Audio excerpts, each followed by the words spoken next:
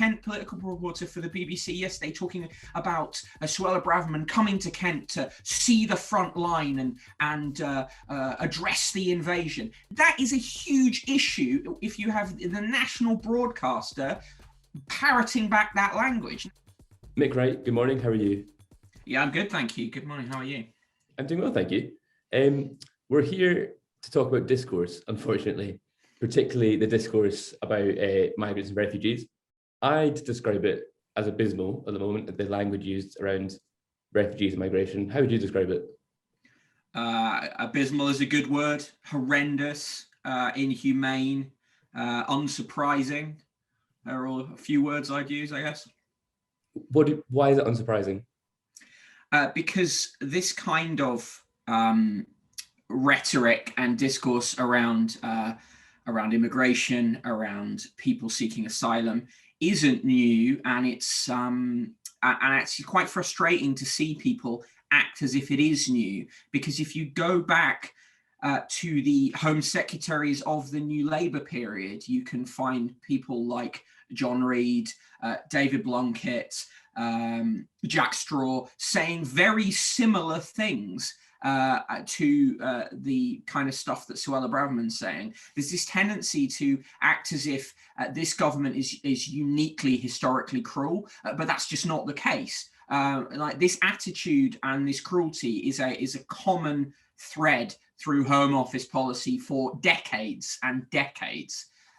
So yeah, that's why I would say it's unsurprising. Why is that? Is that built into Home Office culture within the limits the Home Office can do? I think to a certain extent it is built into Home Office culture. I think it is a ministry that kind of attracts that kind of mentality. I think also it is an interaction between policy and the press and media as well. That there's a huge part of our right-wing media that demands punitive action and talks in warlike terms about immigration, and those two things interact. But the Home Office, is the most inhumane of British ministries, and you can look back through history and see that time and time again. You mentioned the language used by right-wing media there, and kind of politicians in general. Suella Braverman refers to illegal immigration as an invasion. Why is this extreme language used to describe refugees and migrants? Firstly, the language of illegal immigration is interesting, isn't it? Because coming to this country is not illegal. It's just that the government got rid of the legal avenues to do so. Continuing to treat international law on asylum seekers and people fleeing situations, treating that completely as if it just doesn't exist, even though the UK had a huge part in writing a lot of the post-war international asylum law. But why is that language used? It's because it's to dehumanize. It's to make people feel that we're not talking about other people, other human beings, many of whom have very good reasons for fleeing where they have been to come here. It's to make it about invasion, about a mass of people, about a flood of people, because, and you see, even I'm using the word people there, but when you read these stories, people is a word that is very much missing. The point is to make readers, listeners, viewers feel that them over there are not like us, that they're different and they are threatening, inherently threatening and dangerous. That is the entire point of that language. And then you can see there's obviously horrific real world effects. That there's the manifestation of this language, like the terrorist attack on the migration centre in Dover. Yeah, exactly. And it's really interesting that attack happened on Sunday. By Monday, Tuesday, the discourse has moved on. People aren't saying, hang on, we just had someone firebomb an immigration centre. the language of the Daily Mail, the language of the Times, the Telegraph, continues the same. They briefly reference that and then they move on. And it's also a problem for the BBC. I mean, local political reporter, Kent political reporter for the BBC yesterday, talking about Suella Braverman coming to Kent to see the front line and address the invasion. That is a huge issue if you have the national broadcaster parroting back that language. Now, the reporter in that case said, oh, well, I talked about locals here defending themselves from migrants because that's the word they used. But, he used that word in tweets without speech marks, without context, without saying this is what some people are saying. And more you hear that it's if voters think, voters believe, voters whatever, as if there's no one in the population who, for instance, is donating to refugee charities or feels that we should do more and we should be empathetic. And also no context around numbers. The numbers now are not as high as they have been in the past. There's been much higher numbers in the past. It's a question of decontextualization in order to create fear, in order to create a debate about human beings that is entirely inhumane.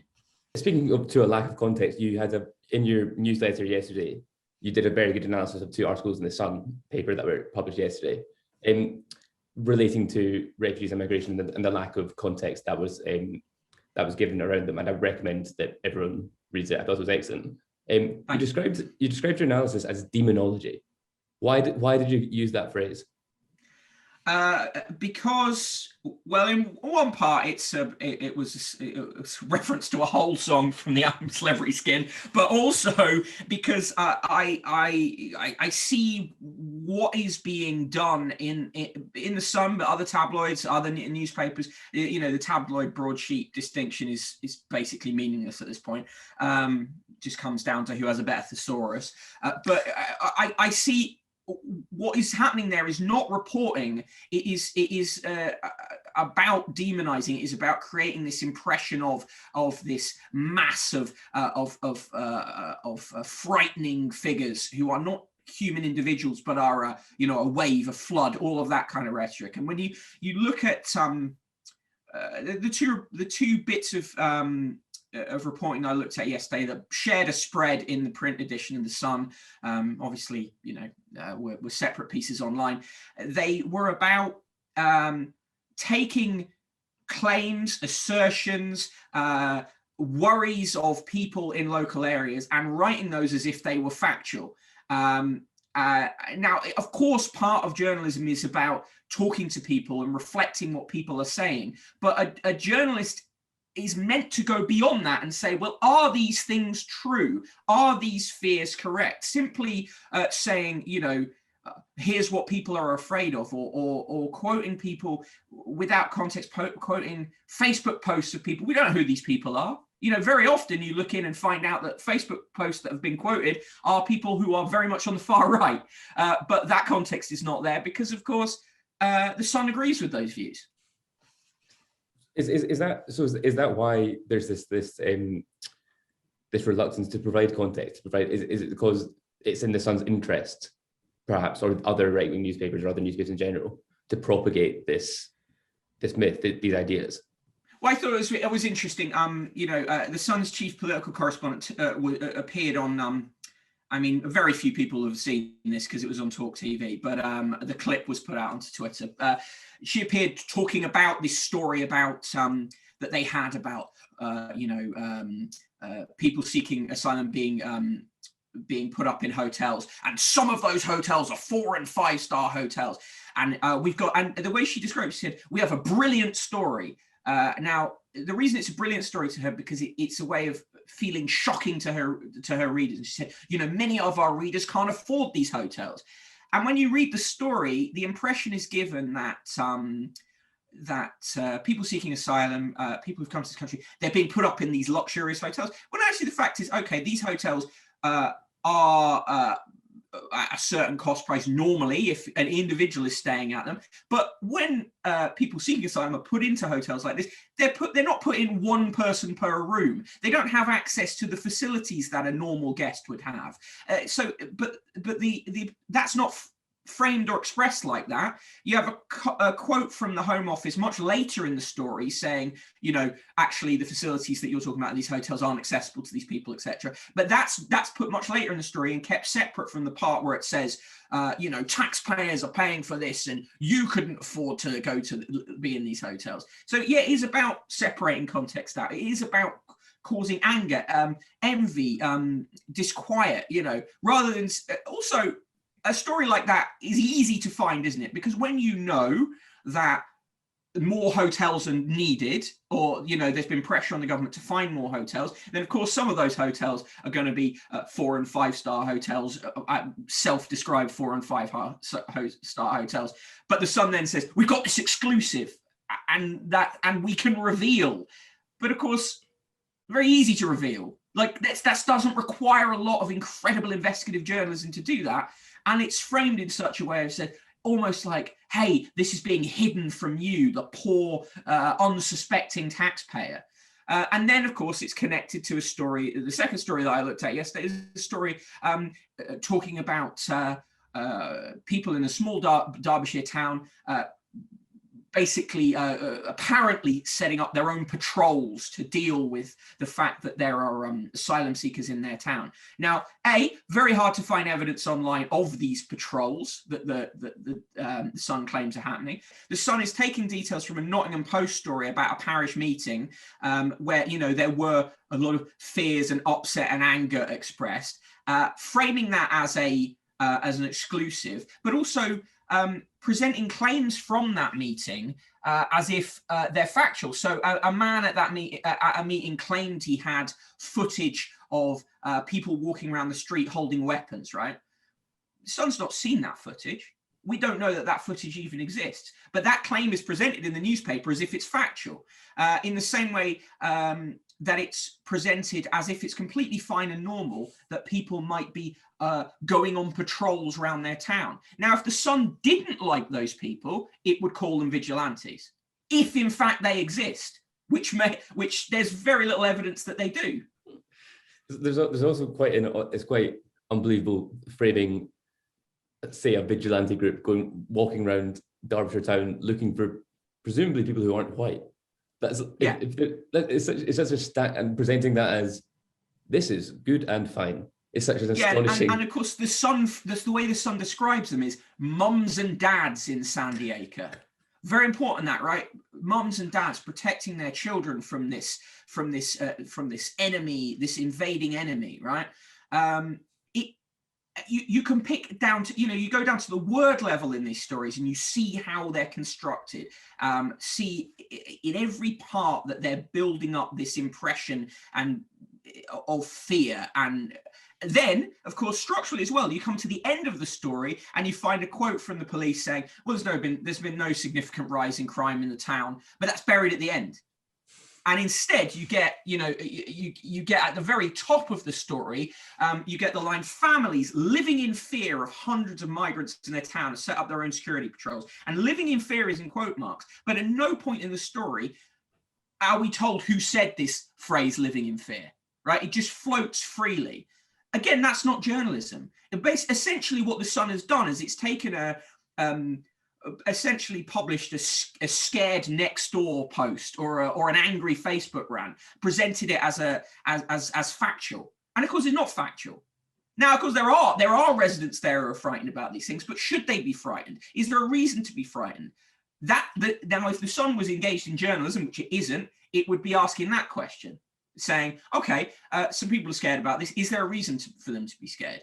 And the facts don't stack up that there is, really. I think I might know the answer to this next question. What do you make of the relationships in politics in the UK and the media in general? It's too close. It's too close. It's also sort of runs like a protection racket. It means that we have a very undiverse set of thoughts and opinions within politics. It means that the distinction between Labour and Conservatives is increasingly narrow and almost meaningless to a certain extent, because really if we look at what we're talking about here, which is the immigration debate, which I have a problem with even the idea of the immigration debate, but if we look at that, what you essentially have between Labour and the Conservative Party is an argument about who can more efficiently execute the cruelty. That's essentially it. It's like Labour saying, you know, we would deport more, we would deport quicker. Rachel Reeves a few weeks ago saying, you know, the problem here is that the Tory party isn't deporting enough people. That is and that's the only argument that seems to be acceptable. You know, the only argument that seems to be given a lot of space, rather than saying, well, hang on, do we not have responsibilities as a country from a purely humanitarian standpoint? And what about our past activities in terms of foreign policy? And also, you know, that really ugly, horrible way of looking at it. What about economically? There's lots of reasons why, you know, immigration is a huge positive, but it won't be a huge positive if you're essentially running brutal camps where you put people who seek asylum here. And also the numbers are not quoted properly here. You know, the UK takes vastly less asylum seekers than other countries across the world, you know, particularly, especially in Europe.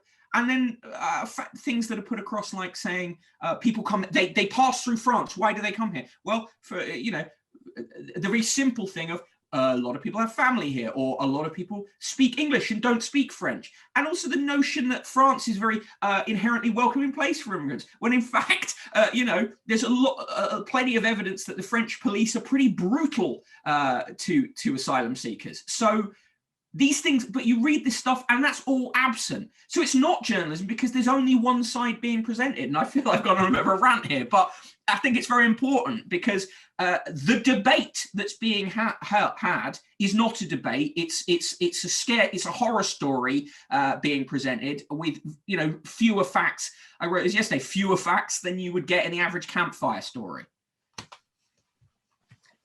That's a very effective summing up of the issues in the media surrounding immigration. That was excellent, and thank you very much, Mick, for speaking to me. I feel like I was just come across as a maniac. That was great. That was all right, nice one.